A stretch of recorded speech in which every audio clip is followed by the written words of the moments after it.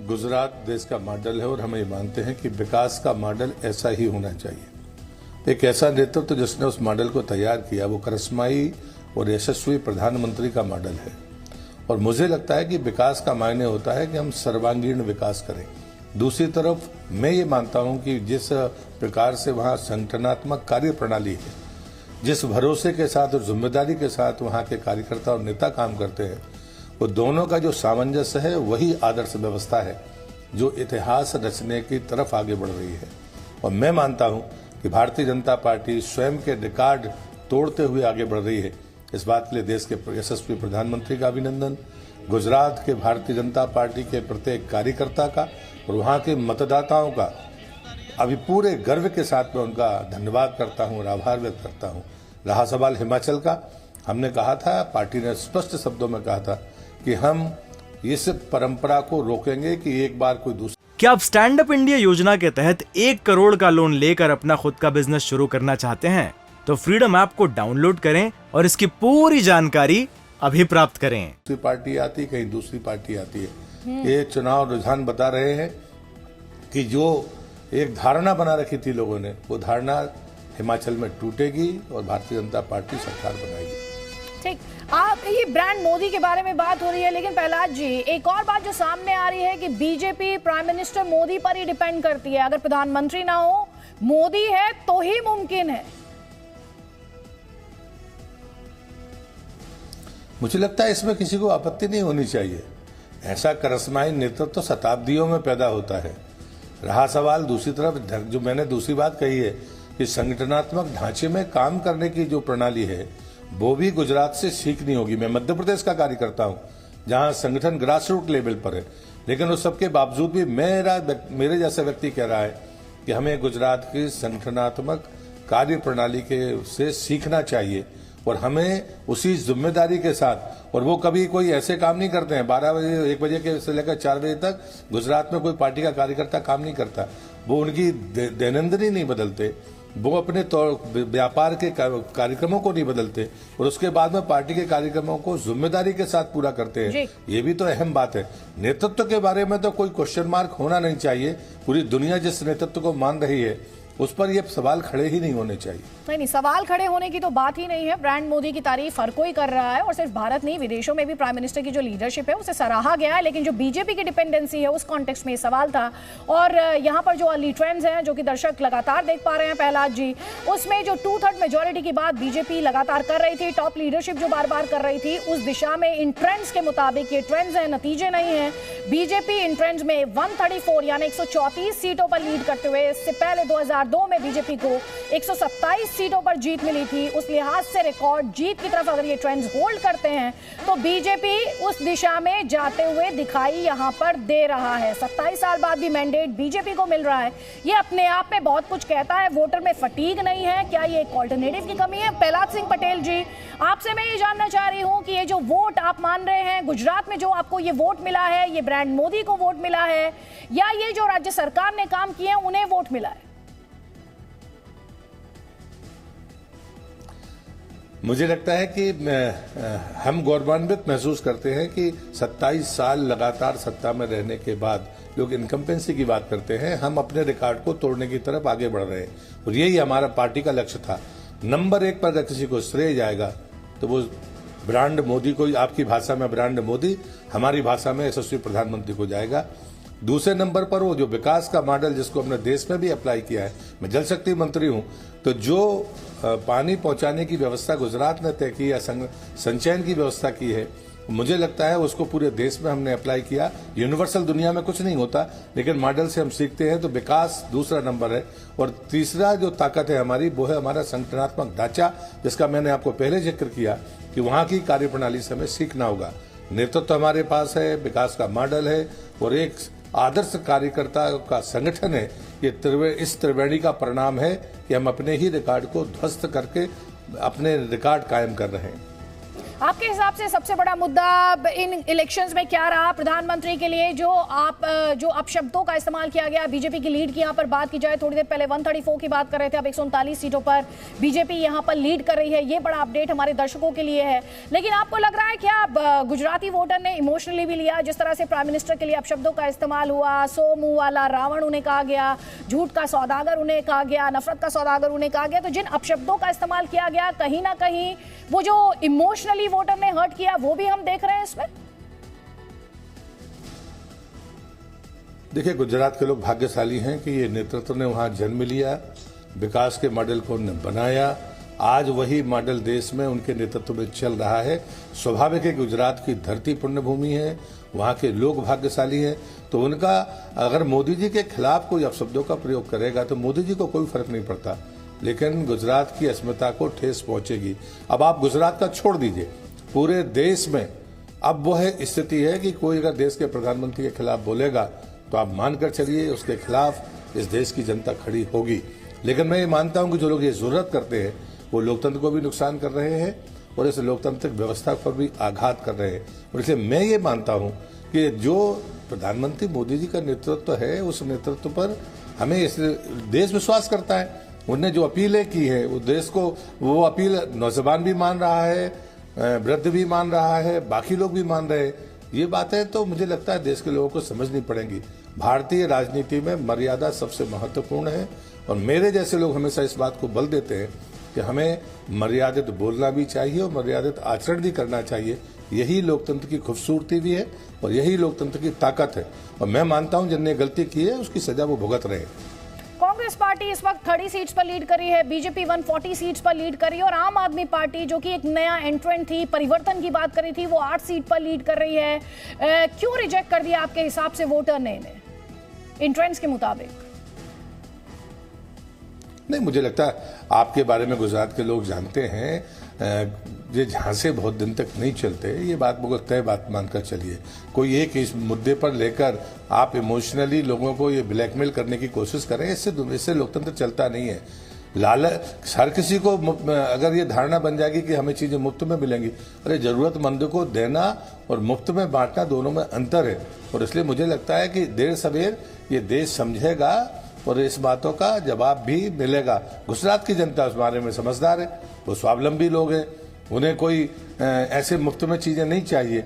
यही बड़ी चीज है और लोकतंत्र में यही है कि जो सबल है, जो अपने आप में स्वावलंबी है, उस पर इन बातों का फर्क नहीं पड़ता। हाँ, जिन लोगों के पास में अभाव लगता है या लालच जिनके भीतर है, वो शायद ऐसी बातों से प्रभावित होंगे। अन्यथा मुझे नहीं लगता कि कोई स्वावलंबी और समर्थ व्यक्ति वो हमेशा सिद्धांत की चिंता करेगा, अपने निजी लाभ हितों से ऊपर उठकर समाज की चिंता करेगा, उससे ऊपर राष्ट्र की चिंता करेगा। और हमने तो अभी G20 में जो स्लोगन दिया है वसुधैव कुटुंबकम का, हम दुनिया को एक परिवार मानते हैं और वो हमने करके दिखाया देश के प्रधानमंत्री के नेतृत्व में। बहुत बहुत शुक्रिया प्रहलाद सिंह पटेल जी, केंद्रीय मंत्री, जी न्यूज से बात करने के लिए। तो इस वक्त लगातार अपडेट्स आप तक पहुंचा रहे हैं। बीजेपी हिमाचल प्रदेश में 34 सीट्स पर लीड कर रही है, कांग्रेस पार्टी 31 पर और अदर्स जो हैं वो 3 सीट्स पर लीड कर रहे हैं। और गुजरात में जो हम देख रहे हैं इस वक्त ट्रेंड्स के मुताबिक बीजेपी की टैली लगातार बढ़ते हुए इस वक्त 182 में से, सोचिए जरा, 182 सीट्स में से 143 पर इस वक्त बीजेपी लीड कर रही है। कांग्रेस पार्टी 27 पर, आम आदमी पार्टी 8 पर और अदर्स 4 सीटों पर यहां पर लीड कर रहे हैं। बीजेपी के प्रवक्ता शलमणि त्रिपाठी हमारे साथ हैं। शलमणि त्रिपाठी, जल्दी से एक कमेंट में आपका यहां पर लूंगी, ये वोट किस पर है? ये वोट प्रधानमंत्री के लिए जो अपशब्द दिए गए, बोले गए, उनके खिलाफ है, गुजरात मॉडल के लिए है, ब्रांड मोदी के लिए है, यूसीसी पर है, किस पर है?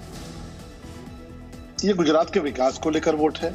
गुजरात को जिस तरह से दंगा राज से निकाल के विकास के रास्ते पर लाए मोदी जी और भारतीय जनता पार्टी की सरकार, उसके लिए है। ये वोट उसके लिए है कि जिस तरह से गुजरात के भीतर आप देखिए किस तरह की घटनाएं होती थी, आतंकी घटनाएं होती थी। 365 दिनों में 250 दिन कर्फ्यू रहता था कांग्रेस की हुकूमत में, लेकिन नरेंद्र मोदी जी के नेतृत्व में गुजरात आज डायमंड बोर्ड सूरत के भीतर बनाता है, अहमदाबाद के भीतर गिफ्ट सिटी बन रही है, एक अलग तरह का विकास। और गुजरात को जिस तरह से देश और दुनिया में मोदी जी ने ब्रांड किया है, गौरवान्वित किया है, ये वोट उस पर है।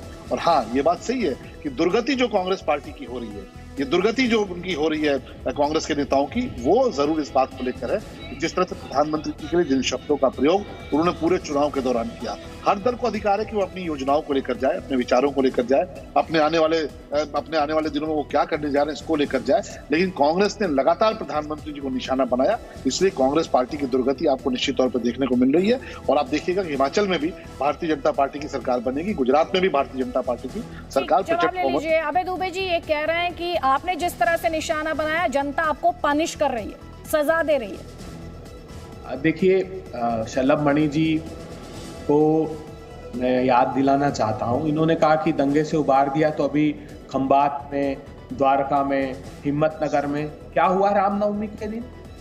सुनिए वो क्या कह रहा है बंजारावास का राहुल की 3-3 दिन तक पेट्रोल मारे गए और कई परिवारों ने 50-60 परिवारों ने अकेले बंजारावास से वहां पलायन किया। और इलेक्शन कमीशन का जो डेटा आया है वो भी आपके साथ इस वक्त साझा कर रहे हैं। एक सेकंड अभय जी, माफी के साथ आपको यहाँ पर रोक रही हूँ। आम आदमी पार्टी 9 सीटों पर आगे है, ये इलेक्शन कमीशन यहाँ पर कह रहा है। बीजेपी जो है वो 112 सीटों पर आगे है, ये कहा जा रहा है। और साथ ही कांग्रेस पार्टी के लिए 21 सीटों पर लीड यहां पर बताई जा रही है। तो एक बात फिर से दोहरा देते हैं, इलेक्शन कमीशन जो लीड्स बता रहा है वो 112 सीटों पर बीजेपी की लीड बता रहा है। साथ ही कांग्रेस पार्टी के लिए जो लीड्स है वो 21 सीटों पर है। और आम आदमी पार्टी जो है, जो कि एग्जैक्टली आप हमारी टैली में भी देख पा रहे हैं इस वक्त, 9 सीट्स पर आम आदमी पार्टी यहां पर लीड कर रही है।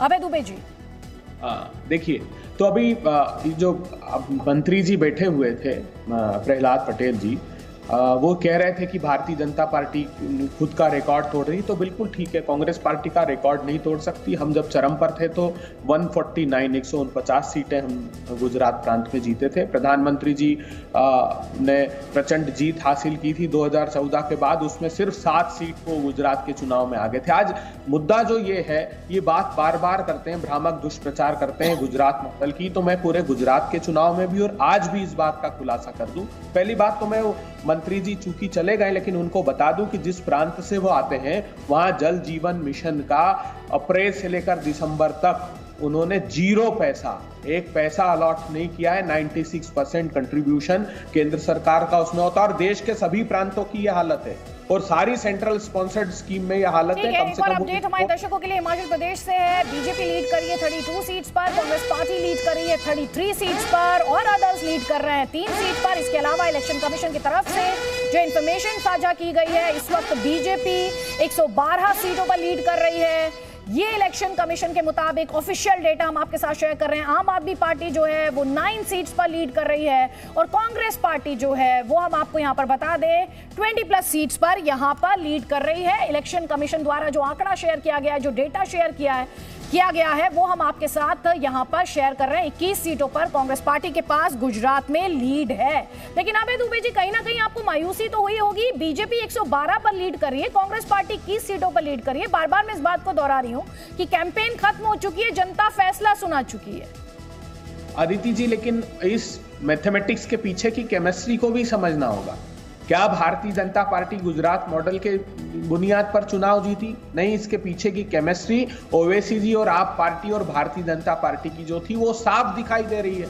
आप अंतिम परिणाम आने पर देखेंगे, जैसा मैंने बताया, सीट वाइज अगर एनालिसिस करेंगे तो अर्बन एरिया में भारतीय जनता पार्टी और जो रूरल एरिया में कांग्रेस पार्टी को प्रतिशत मिलता रहा है हमेशा, उसमें कुछ नुकसान इन राजनीतिक दलों ने पहुंचाया। कह रहे थे बार बार कि ओवैसी जी तो 14 सीटों पर 15 सीटों पर ही चुनाव लड़ रही। प्रश्न 14-15 सीटों का नहीं है, प्रश्न नैरेटिव का है। भारतीय जनता पार्टी जो सांप्रदायिक उन्माद का, बंटवारे का नैरेटिव प्रसारित करती है, उस प्रोपेगेंडा को आगे बढ़ाने के लिए इनको टूल किट के रूप में यूज किया जाता है। वो कांग्रेस पार्टी, असदुद्दीन ओवैसी खुद ये बात कहते रहे हैं कि अमेठी में वो नहीं थे।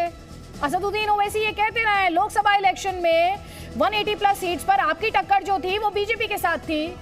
लगातार अपडेट्स आ रहे हैं, बीजेपी लगातार अपनी टैली में इजाफा कर रही है। 144 ट्रेंड्स अब बीजेपी के फेवर में है, कांग्रेस पार्टी के फेवर में 25 ट्रेंड्स हैं, आम आदमी पार्टी के फेवर में 9 ट्रेंड्स हैं और अदर्स जो हैं, ये देखिए इसी के मुताबिक बीजेपी को 52% vote share, 52% vote share BJP को यहां पर इलेक्शन कमीशन के मुताबिक। साथ ही हम आपको ये बता रहे हैं वीरमगाम से हार्दिक पटेल जो हैं वो पीछे चल रहे हैं। आम आदमी पार्टी के गोपाल इटालिया जो हैं वो पीछे चल रहे हैं। विशाल पांडे हमारे साथ हैं। विशाल पांडे बीजेपी हेडक्वार्टर्स में, बीजेपी के जो गुजरात में अहमदाबाद में दफ्तर है वहां पर मौजूद है। विशाल, किस तरह की तस्वीर है? बीजेपी बहुत आगे चल रही है गुजरात में, और आप देखिए गुजरात बीजेपी मुख्यालय पर बीजेपी के तमाम कार्यकर्ता इकट्ठा हुए नारेबाजी कर रहे हैं। क्या लग रहा है, रुझानों में बीजेपी काफी आगे चल रही है? भारतीय जनता पार्टी गुजरात में 150 से ज्यादा सीटों पर जीतने जा रही है। आज तक के भारतीय जनता पार्टी और गुजरात के इतिहास में किसी भी पार्टी ने इतनी सीट से नहीं जीती होगी। 149 का जो टारगेट, 149 का जो कांग्रेस का रिकॉर्ड था वो तोड़ के भारतीय जनता पार्टी 150 से ज्यादा सीटें जीती। 149 का आंकड़ा पार करेंगे। जय श्री राम के नारे इस वक्त यहाँ पर लगाए जा रहे हैं। गुजरात बीजेपी पाटिल सबको जय श्री राम, जय श्री राम, जय श्री राम, जय श्री राम के नारे, भारत माता की जय के नारे गुजरात बीजेपी मुख्यालय गांधीनगर में लगाए जा रहे हैं। रुझानों में बीजेपी को लगातार बहुमत मिलता हुआ दिखाई दे रहा है। कैमरामैन एस जयदीप के साथ विशाल पांडे, जी मीडिया, गांधीनगर, गुजरात। तो बीजेपी के कार्यकर्ताओं में कितना जश्न है। थोड़ी देर पहले झूम रहे थे, नाच रहे थे, और अब वहां पर जय श्री राम के नारे यहां पर लग रहे हैं। लेकिन अभय दुबे जी, जो असदुद्दीन ओवैसी कहते आए कि वो तो 27 साल से गुजरात में नहीं थे, आप नहीं हरा पाए बीजेपी को, वो कहते हैं कि आपकी लोकसभा इलेक्शंस में बीजेपी के साथ सीधी टक्कर हुई, आप नहीं हरा पाए उन सीटों पर बीजेपी को। अमेठी में वो कहते हैं मैं नहीं था, तब आप नहीं हरा पाए बीजेपी को। तो वो कहते हैं कि असदुद्दीन ओवैसी का, आप असदुद्दीन ओवैसी के सर पर टीकरा फोड़ देते हैं अपनी नाकामी का। देखिए अदिति जी, तेलंगाना की, ओल्ड हैदराबाद की 8 विधानसभा सीटें सिर्फ लड़ते हैं वो, पार्टी ही वहीं का राजनीतिक दल है। लेकिन महाराष्ट्र में, गुजरात में, समूचे देश में जहां जहां भारतीय जनता पार्टी चिन्हित सीटें करके देती, वहां पर पार्टी लड़ती। प्रश्न ये नहीं कि सिर्फ सीटों पर प्रभाव, व्यापक रूप से देश का वातावरण बनाने के लिए उनको भी समझना होगा। मैं ऐसा नहीं कह रहा, सभी राजनीतिक दलों को हक है, मगर मैं इस बात के पूरी तरह खिलाफ हूं कि बुनियादी मुद्दों पर चुनाव होना चाहिए। अगर आज चूंकि समय नहीं है, आप कह रही हैं चुनाव परिणाम का दिन है, प्रचार का दिन नहीं है, मगर फिर भी देश को याद दिलाना चाहता हूं, भीषणतम महंगाई और बेरोजगारी की आग में देश को धकेल दिया गया है। वहां गुजरात मॉडल का सच ये है कि उद्योगों को नोटिफिकेशन निकाल के हिदायत दी गई कि सप्ताह में 1 दिन बंद रखिएगा क्योंकि 500 मेगावाट की डिफिशियंसी है। चप्पे चप्पे पर जहरीली शराब वहां। ठीक है, शलभमणि त्रिपाठी ये कह रहे हैं आप असदुद्दीन ओवैसी को लेकर आए, ये सिर्फ सीटों की बात नहीं है, आपने एक परसेप्शन बनाने की वहां पर कोशिश की, आप ध्रुवीकरण की राजनीति करते हैं।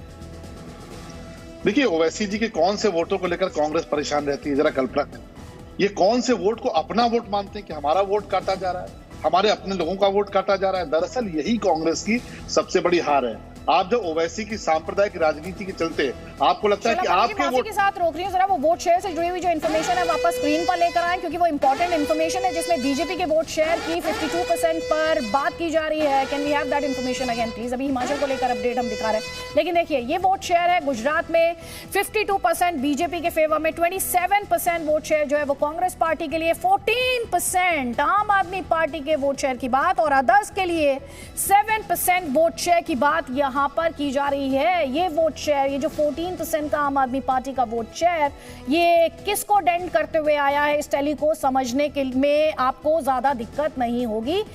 जो मैसेजिंग है वो क्लियर है। जल्दी से एक कमेंट में लूंगी पॉलिटिकल एनालिस्ट का इस पर, लेकिन शलभमणि जी आप अपनी बात पूरी कर लें यहां पर कि हिमाचल में कांटे की टक्कर, गुजरात में मुकाबला एक तरफा बनता हुआ, बल्कि अब ये कहना चाहिए, बल्कि यहां पर अब ये कहना चाहिए कि गुजरात में तो आप 150 मार्क की तरफ कम से कम इन ट्रेंड्स के मुताबिक बढ़ रहे हैं। हिमाचल में जो निर्दलीय हैं वो किंग मेकर साबित हो सकते हैं।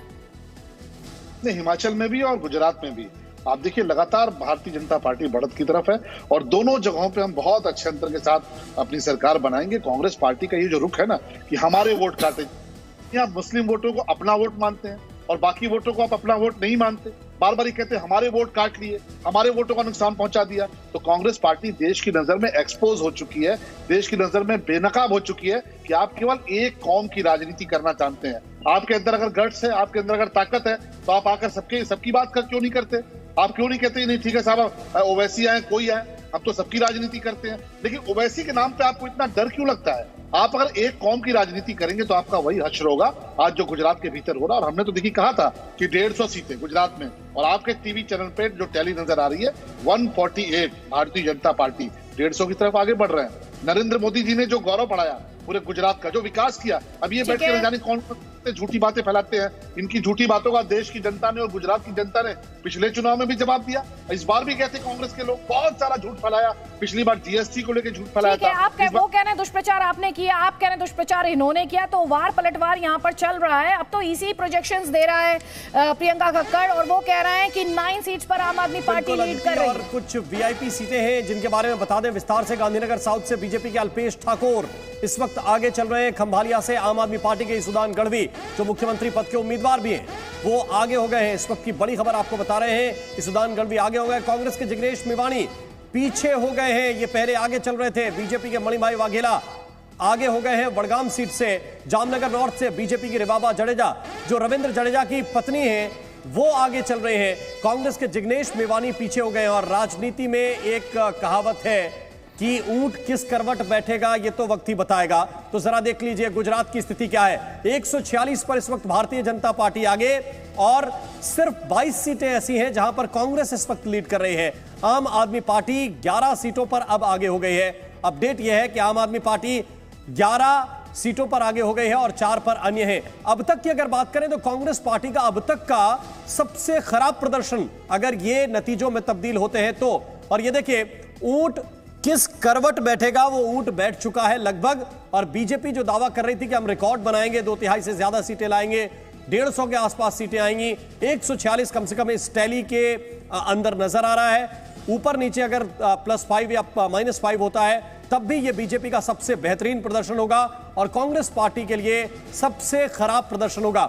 1980 में 141 सीटें कांग्रेस पार्टी के खाते में आई थी, ये जानकारी इस वक्त आपको दे रहे हैं। 1980 में 141 सीटें कांग्रेस ने जीती थी, और इससे ज्यादा सीटें अगर बीजेपी इस चुनाव में जीतती है तो ये इतिहास होगा गुजरात के लिहाज से। और बीजेपी के लिहाज से तो इस बार लग रहा है कि वो अपना सबसे अच्छा प्रदर्शन इस बार इस चुनाव में करने जा रहे हैं। तो ऊंट की करवट क्या है ये अंदाजा आपको इस ग्राफिक के जरिए पता चला होगा। बीजेपी के मणिभाई वाघेला इस वक्त वडगाम से आगे, और शंखनाथ बीजेपी के कार्यकर्ताओं ने शुरू कर दिया।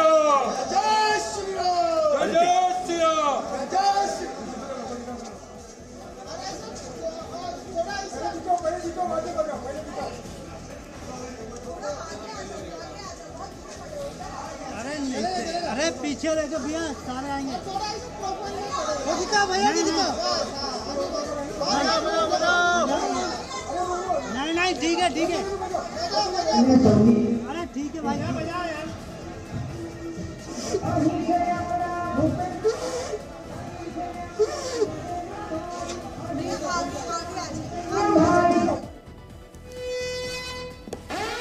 तो इस वक्त जामनगर नॉर्थ से बीजेपी की रिबाबा जडेजा, जैसे कि मेरे सहयोगी बता रहे थे, रविंद्र जडेजा की पत्नी है, वो लीड कर रही हैं। जिग्नेश मेवाणी जो है वो पीछे चल रहे हैं। लेकिन अभय दुबे जी, आपने अभी सुना 23 सीट्स पर कांग्रेस पार्टी की ये लीड। आप कह रहे थे कि 80s में जो कांग्रेस की परफॉर्मेंस थी बीजेपी उसे मैच नहीं कर सकती, लेकिन बीजेपी इन ट्रेंड्स में 150 का जो मार्क बीजेपी ने अपने लिए सेट किया था उस तरफ बढ़ते हुए।